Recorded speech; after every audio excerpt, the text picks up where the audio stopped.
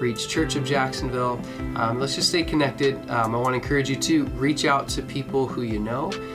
Make sure that everyone's doing okay. Check in with people. Remember each other in your prayers. Let's just stay as connected as possible as we ride this out. How long are we going to ride it out? We don't know, but we're going to keep on going. Stay safe and use the wisdom that God has given to us. All right, well today our Devo comes from our reading, which is 1 Samuel 21 through 23, and the devotional comes from chapter 22.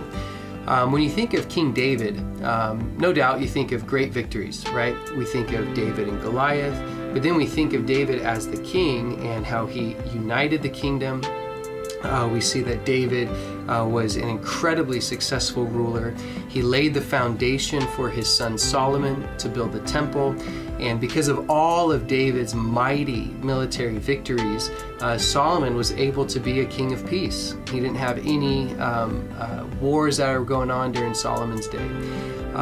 When we think of David, we think of a really great leader, a successful leader. But today I want you to see how David's leadership got started. It comes in chapter 22, starting in verse 1. It says, David therefore departed from there and escaped to the cave of Adullam. So when his brothers and all his father's house heard it, they went down there to him. Notice this, verse 2. And everyone who was in distress, everyone who was in debt, and everyone who was discontented gathered to him. So he became captain over them, and there were about 400 men with him. Did you catch that? There were 400 guys who went with David, and who were they? They were the worst of the worst. They were those who were in debt, those who were in distress, and everyone who was discontented. I don't know about you, but I don't really enjoy my time with people who are discontented. I really don't want people who are discontented serving under me, right? And there's David. Those are the men who God provided for him. And we see that these 400 guys were with David for 10 years as David wandered in the wilderness, as he was running away from King Saul. And these 400 discontented, in debt, distressed guys were the ones who God chose to lay the foundation for David as a ruler.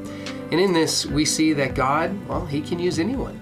God uses us. In our weakness, God is made strong. We see that as crystal clear when it comes to David and his, I guess we could say, eventually his mighty men.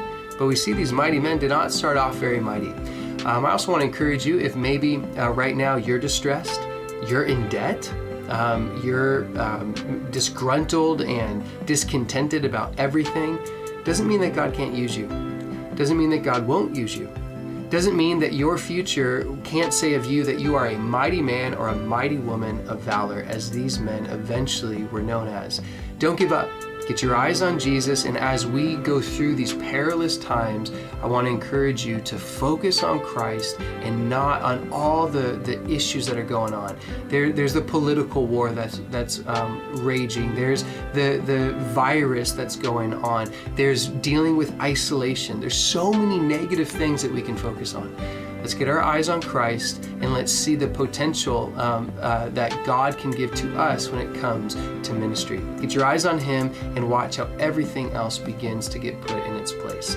God bless you guys, and we will see you again tomorrow.